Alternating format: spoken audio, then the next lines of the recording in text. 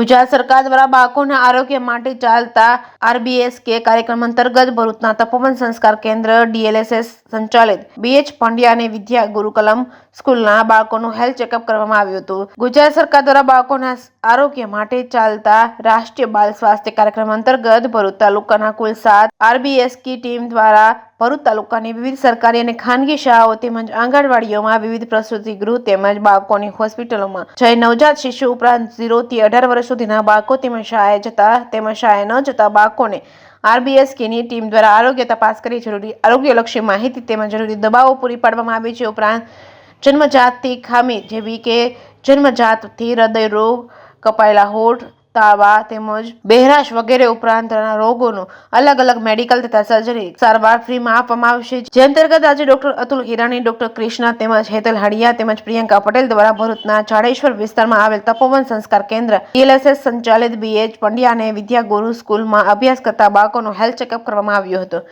જે કેસની ગુજરાતી સાથે કેતન મહેતા, ભરૂચ.